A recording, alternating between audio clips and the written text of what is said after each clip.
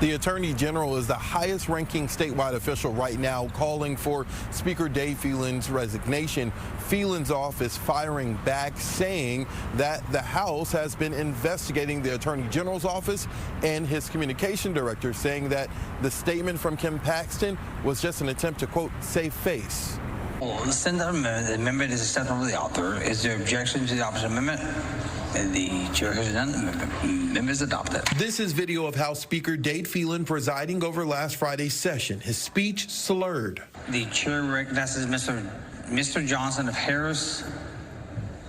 Mr. Johnson of Harris to speak in opposition to the bill. No surprise, the video clip circulating on social media. Tuesday, Texas Attorney General Ken Paxton called for Speaker Phelan to resign. Paxton then sent this letter to the House Investigative Committee, claiming Phelan was, quote, obviously intoxicated. The question is whether an official of the House shows up in an obviously intoxicated state to carry out state business. And I think that's where the criticism will come from, not whether or not he was drinking during a legislative session. Lots of people do that.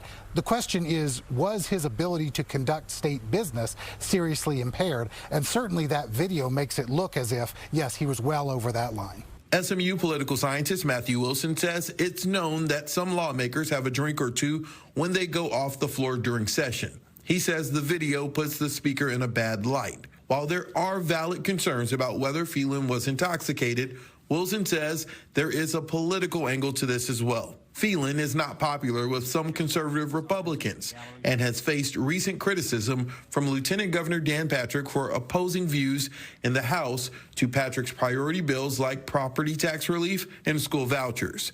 Phelan also opposed Paxton's request for the legislature to approve a $3.3 million payment to settle a lawsuit against Paxton.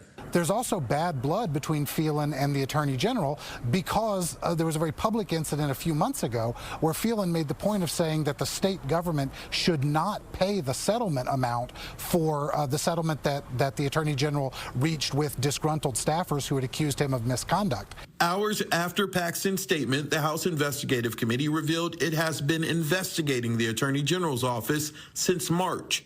The committee sent a preservation notice to the AG's office so that possible evidence would not be destroyed. The committee will meet in a public hearing at 8 a.m. tomorrow morning to hear the presentation of the evidence in Matter A.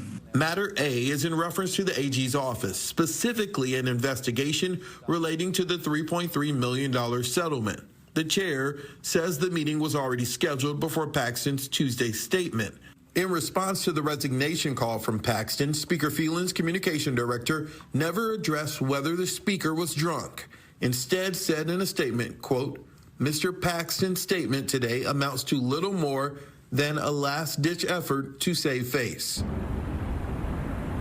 Now, Wilson believes that the speaker will not be forced to resign amid this pressure, depending on if he speaks out and says if he was drunk or had been drinking or not.